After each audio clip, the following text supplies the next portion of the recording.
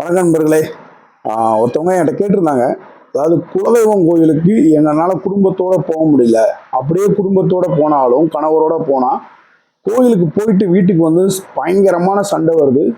குடியிருக்க வீட்டு ஓனரோட சண்டை வந்து ஒவ்வொரு வீடாக நாங்கள் மாற வேண்டியது. கோயிலுக்கு போயிட்டு வந்தாலே இந்த மாதிரி பிரச்சனை நடக்குது. குலதெய்வம் கோயிலுக்கு போயிட்டு வந்தா இதுக்கு என்ன பண்ணுறதுன்னு கேட்டிருந்தாங்க.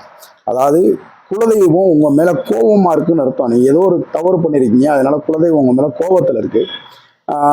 இது மட்டும் இல்லை, நீங்கள் கோயிலுக்கு போகும்போதோ சின்ன சின்ன தடங்கள் நடக்கும். யாராவது உங்கள் கூட கோயிலுக்கு வர முடியாத அளவுக்கு இருக்கும். கோயிலுக்குள்ளே நுழையும் போது கட்டரும்போ இல்லை ஏதோ வண்டோ கூட வந்து கடிக்கும். அதுபோக கோயிலுக்கு போயிட்டு வந்த மாதிரி வீட்டில் நிறைய பிரச்சனைகள் வரும். இதெல்லாம் இருந்தால் குலதெய்வம் உங்கள் மேலே கோபத்தில் இருக்குன்னு அர்த்தம்.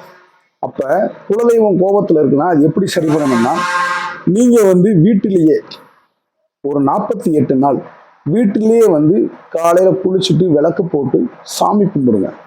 ஒரு 48 நாள் ஆலயத்துக்கு வரும்போது எனக்கு எந்த தங்கு தடை இல்லாமல் சரி பண்ணி கொடு, நாங்கள் அறிஞ்சோ அறியாமலோ செஞ்ச தவறை மன்னிச்சு ஏற்றுக்குன்னு சொல்லி 48 நாள் விளக்கு போடுங்க. கம்பல்சரி உங்களுக்கு மன்னிப்பு உண்டு. அதாவது குலதெய்வம் கோபத்தை குறைச்சிடலாம். நம்ம குலதெய்வம் நம்மளை மன்னிக்கும். அதனால நீங்கள் இந்த 40 நாள் வீட்டிலேயே விளக்கு போட்டு சாமி கும்பிட்டு பாருங்க, உங்களுக்கு சிறப்பாக இருக்கும்.